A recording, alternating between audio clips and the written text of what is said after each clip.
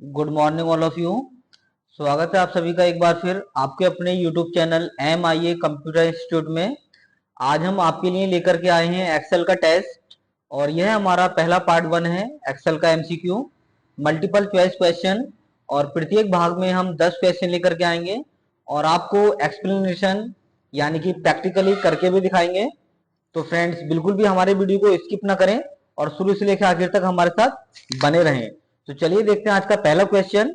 निम्न में से स्प्रेडशीट किस सॉफ्टवेयर से है, यानी कि जो स्प्रेडशीट होता है वो किस सॉफ्टवेयर से संबंधित है।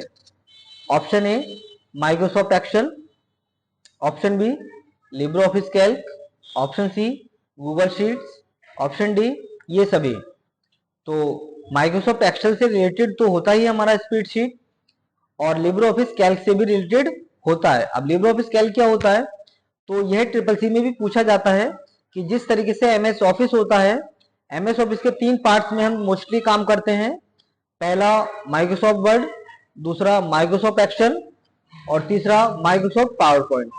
ऐसे ही लिब्रे ऑफिस होता है जिसमें पहला लिब्रे ऑफिस राइटर जो वर्ड की तरह काम करता है, दूसरा लिब्रे ऑफिस कैल्क जो एक्सेल की तरह काम करता है और तीसरा लिब्रे ऑफिस इम्प्रेस जो कि एक पावर पॉइंट की तरह काम करता है। तो मैं आपको दिखा दूं स्क्रीन पर कि लिब्रे ऑफिस कैल्क देखने में कैसा होता है। तो विंडो आर करूंगा और मैं यहाँ पर एस कैल्क टाइप करूंगा जो कि मेरा पहले से है। उसके बाद ओके पर क्लिक करेंगे। वेट कीजिएगा। देखिए स्प्रेडशीट ऐसा ही आपको इंटरफेस थोड़ा आपको देखने को अलग मिल सकता है, बट रो कॉलम हमारा एक्सेल में आता है और रो कॉलम ही हमारा लिब्रे ऑफिस कैल्क में आ रहा है। देखिए ऊपर सॉफ्टवेयर का नाम भी शो हो रहा है लिब्रे ऑफिस कैल्क। वही कैलकुलेशन इसमें भी करेगा और मोस्टली ट्रिपल सी में इसी से रिलेटेड प्रश्न भी पूछे जाते हैं। इसका ऑप्शन सी गूगल शीट्स, ये भी मैं आपको दिखा दूं कि गूगल शीट्स कैसा होता है। तो मैं क्रोम ऑन करता हूं और क्रोम को ओपन करने से पहले कनेक्टिविटी को सबसे पहले देख लीजिएगा। हमारे सिस्टम में नेट कनेक्ट होना चाहिए। गूगल देखिए यहाँ पर आ रहा है, सर्च कर सकते हैं कुछ भी, बट यहाँ पे आपको जाना है गूगल एप्स पे। इस पे क्लिक करेंगे तो देखिए यहाँ पे आपको बहुत सारे एप्स यहाँ पे दिख जाएंगे। थोड़ा स्क्रॉल करना है इसको।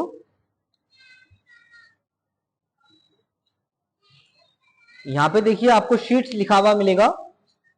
देखिए ये शीट्स आ रहा है। इस पे जब आप क्लिक करेंगे तो इसमें भी आप स्प्रेड शीट से रिलेटेड वर्क कर पाएंगे फ्रेंड्स। ठीक है, मैं इसको क्लिक कर दिया हूं। अब यहाँ पे ब्लैंक स्प्रेडशीट आ रहा है, इस पे आपको क्लिक करना है।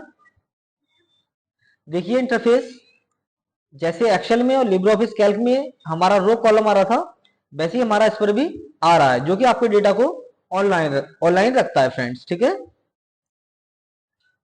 और चौथा है यानी कि डी ये सभी। तो हमारा करेक्ट आंसर हो जाएगा ये सभी। इसका डी आंसर हो जाएगा। ठीक है फ्रेंड, चलिए आगे बढ़ते हैं।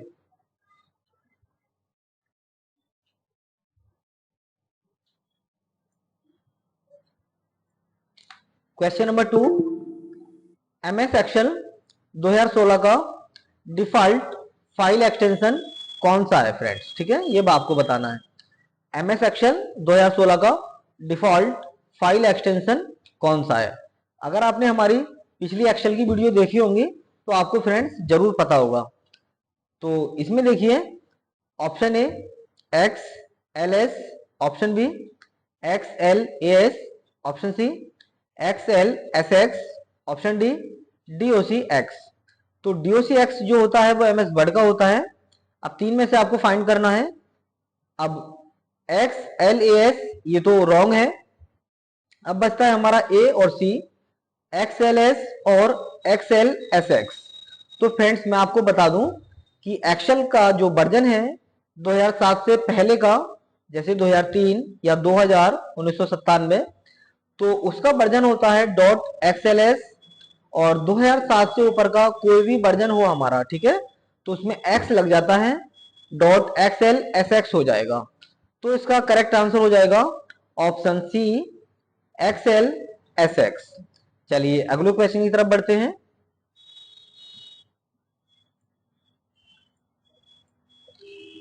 क्वेश्चन नंबर 3,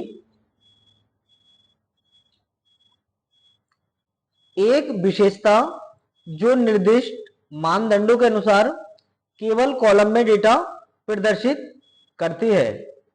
तो फॉर्मूला, पाइवॉट, फिल्टरिंग या फिर सॉर्टिंग।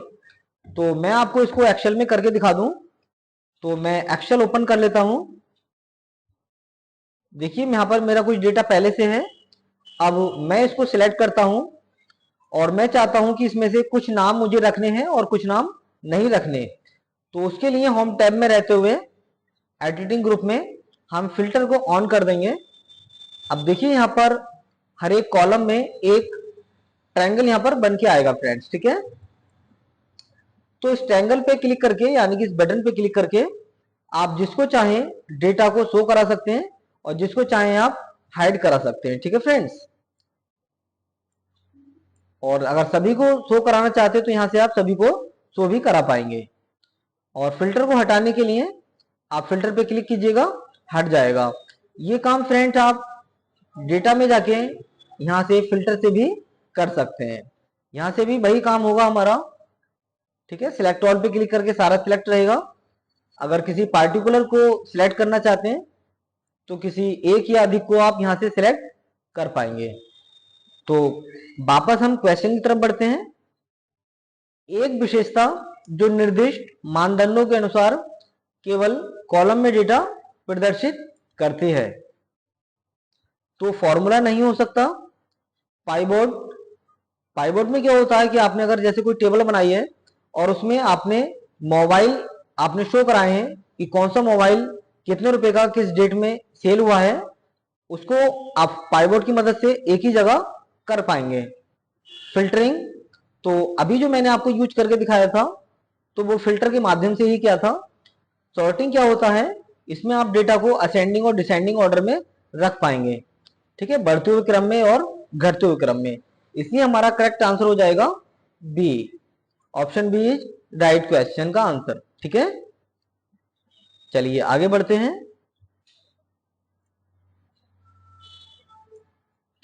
क्वेश्चन नंबर 4, एक्सेल 2016 में चार्ट डालने के लिए किस मेन्यू का उपयोग किया जाता है। तो फ्रेंड्स एक्सेल 2007 हो या फिर एक्सेल 2016 हो, दोनों में ही सेम मेन्यू में आपको जाना पड़ेगा चार्ट डालने के लिए। चलिए मैं आपको दिखा दूं एक्सेल में। देखिए इसके लिए आपको इंसर्ट टैब में जाना है और यहाँ पे आपको चार्ट, कॉलम में लाइन पाई कोई भी आप चार्ट लगा सकते हैं। तो क्वेश्चन में चार्ट का नाम नहीं पूछा है, केवल उसने चार्ट पूछा है। तो home insert page layout formalise data review view, इसे हम टैब बार के नाम से भी जानते हैं और इसे मेन्यू बार भी बोल सकते हैं। तो चार्ट डालने के लिए किसी भी टेबल में या एक्सेल में हम इंसर्ट मेन्यू में जाएंगे, ठीक है फ्रेंड्स। तो इसका हमारा करेक्ट आंसर हो जाएगा insert. Option C is right question, ठीक है फ्रेंड्स। चलिए आगे बढ़ते हैं।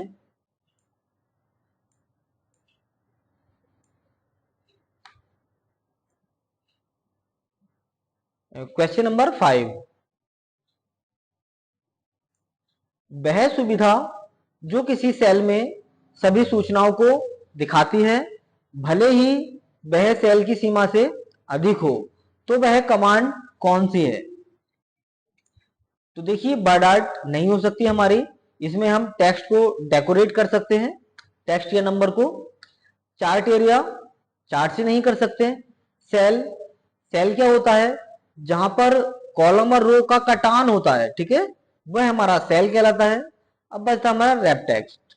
तो रैप टेक्स्ट कैसे काम करता है, देखिए मैं यहां पर कुछ नाम लिख रहा हूं। मैंने लिखा नाम यहां पर सुहेल कंप्यूटर मुरादाबाद, ठीक है।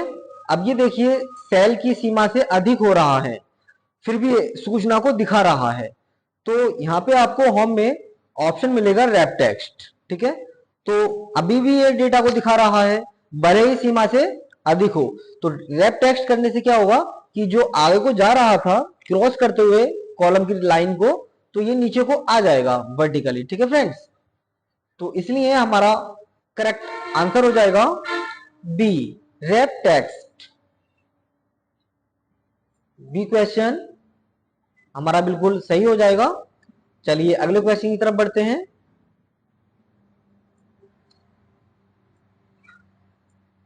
Question number 6, Excel cell cursor का रो में एक कॉलम दाईं ओर ले जाता है तो वह कुंजी कौन सी है।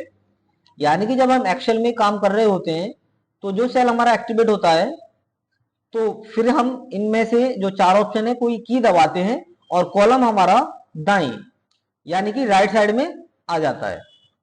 तो कौन सा की हमारा ठीक है, होम की, एंटर की, शिफ्ट की या फिर टैब की। तो होम की से फ्रेंड्स हम नहीं जा सकते, एंटर की से जो सेल एक्टिवेट है उससे नीचे आ जाएगा, शिफ्ट की खाली शिफ्ट की प्रेस करने से कोई फर्क नहीं पड़ेगा, टैब की। चलिए मैं आपको दिखा दूं ये टैब की कैसे काम करेगा। जैसे मैं अभी यहां पर हूं, ठीक है, तो मैं जैसे ही टैब दबाऊंगा तो राइट साइड में यानी कि दाईं साइड में मेरा कर्सर आगे की तरफ बढ़ता रहेगा, ठीक है, उसी रो में टैब की दबाने पर, जो कैप लॉक्स के ऊपर दे रखी होती है अपने कीबोर्ड में। ओके फ्रेंड्स, तो चलिए बढ़ते हैं अपने क्वेश्चन की तरफ। तो हमारा करेक्ट आंसर हो जाएगा option D is the right question. चलिए आगे बढ़ते हैं अगले क्वेश्चन की तरफ। क्वेश्चन नंबर 7, एक्सेल स्प्रेडशीट कार्य क्षेत्र में शीट पर पाई जाने वाली पट्टी को क्या कहते हैं। फॉर्मूला बार, रो, कॉलम या फिर सेल। एक्सेल स्प्रेडशीट कार्य क्षेत्र में, ठीक है, शीट पर पाई जाने वाली पट्टी को क्या कहते हैं। तो एक्सेल में आपको लेकर के चलता हूं। अब देखिए यहां पर जब आप कोई काम करेंगे तो यहां देखिए एक फॉर्मूला बार आ रहा है, ठीक है, जो कि हॉरिजॉन्टल एक पट्टी होती है। तो जो भी आप काम कर रहे होते हैं वो यहां पर हमारा शो हो जाता है, ठीक है फ्रेंड। जैसे मैं जगह जगह सेल को एक्टिवेट कर रहा हूं तो देखिए यहां पर वही डेटा हमारा शो हो रहा है, ठीक है। तो इसलिए इसको कहा जाता है फॉर्मूला बार। तो हमारा करेक्ट आंसर हो जाएगा ए, फॉर्मूला बार। चलिए अगले क्वेश्चन की तरफ बढ़ते हैं। क्वेश्चन नंबर 8, डिफॉल्ट रूप से एक्सेल में टेक्स्ट की स्थिति किस तरह की दी गई होती है। डिफॉल्ट रूप से एक्सेल में टेक्स्ट की स्थिति किस तरह की दी गई होती है। Right align, centre, left align, justify. तो इसको भी एक्सेल में देखेंगे। टेक्स्ट की स्थिति, चलिए हम यहां पर नया टेक्स्ट टाइप कर लेते हैं। मैंने यहां पर एक वर्ड लिखा हेलो। ओके फ्रेंड्स, बाहर क्लिक करते हैं तो देखिए टेक्स्ट की स्थिति यहां पर क्या है। ये हमारा अलाइन टेक्स्ट लेफ्ट, ये हमारा अलाइन टेक्स्ट राइट और ये हमारा सेंटर।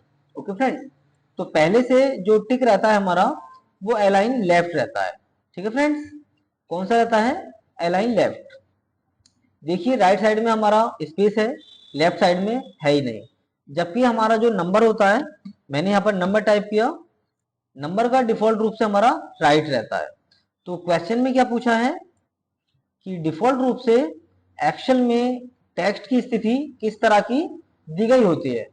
तो ऑप्शन हो जाएगा हमारा सी, लेफ्ट अलाइन। चलिए अगले क्वेश्चन की तरफ बढ़ते हैं।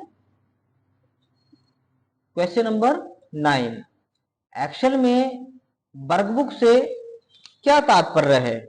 ठीक है, एक्सेल में वर्कबुक क्या होता है यही इन्होंने पूछा है। तो एक या एक से अधिक वर्कशीट वाली एक्सेल शीट, या फिर एक फॉर्मूला विजार्ड, या एक्सेल का मेन्यू बार, या गणितीय गणना करना।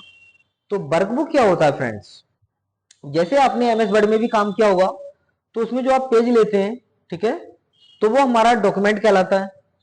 ऐसे हमारा एक्सेल में जो पेज होता है उसे हम वर्कशीट बोलते हैं। क्या बोलते हैं, वर्कशीट। तो कई सारी वर्कशीट से मिलके हमारा वर्कबुक तैयार होता है। फॉर एग्जाम्पल आप नोटबुक का उदाहरण ले लीजिए। आपने नोटबुक सभी के पास होती है, हर कोई इसमें काम करता है, वर्क करता है अपना।